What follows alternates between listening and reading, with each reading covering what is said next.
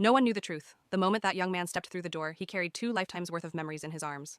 Rodney Aguirre, the eldest son of the family, had rushed back on emergency leave from the military academy.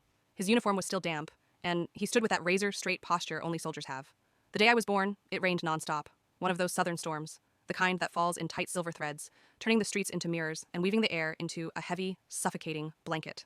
He didn't spare me, his newborn sister, so much as a glance. Instead, he bribed a nurse and corrected the mistake he believed had broken his last life. He made sure Gabrielle, the girl once switched at birth, went into our parents' arms. He took me. He slid me into a flimsy cardboard box, tucked the sodden swaddling around my face, and carried me out into the rain. We rode a city bus to the farthest edge of town, to Eastine Hollow Lane, where weeds shouldered cracked brick and the wind hissed through rusted fences. There, at the mouth of a narrow, broken alley, he crouched and looked into the box. "Jenna," he whispered, lips bloodless, fingers shaking. "Don't blame me." He tucked the blanket tighter around me. "In the last life, Gabrielle died miserably, because of you." He swallowed hard. "I don't blame you, but she should have had a carefree life." He set the box in the shadow of a crumbling wall.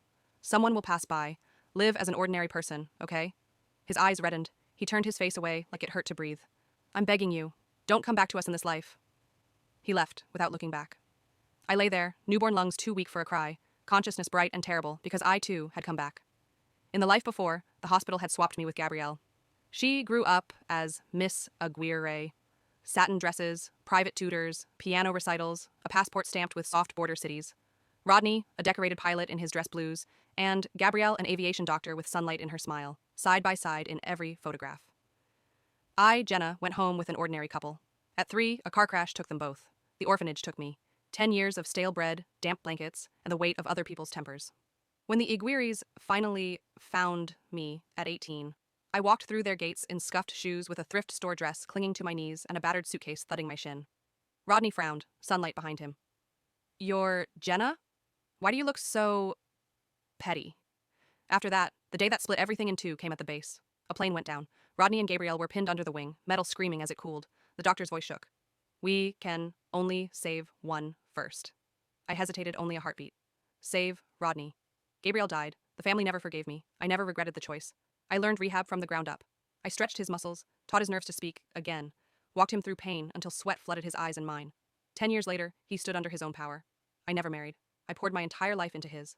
On his last day, skin thin as paper, he held my fingertips and whispered the sentence that carved me hollow. "Jenna, I wish you had saved Gabrielle instead." Even at the end, there was no thank you in him. Only her. Now, in this new start, his very first act was to throw me away. Rain needled the alley. Wild dogs snarled somewhere deep in the maze of brick. Fever licked my skin. The world went white at the edges. I smelled wet earth and rust and the mold of old leaves. I could not move. I could only look up at a sky that did not know me. Memories crowded close. The years of tendon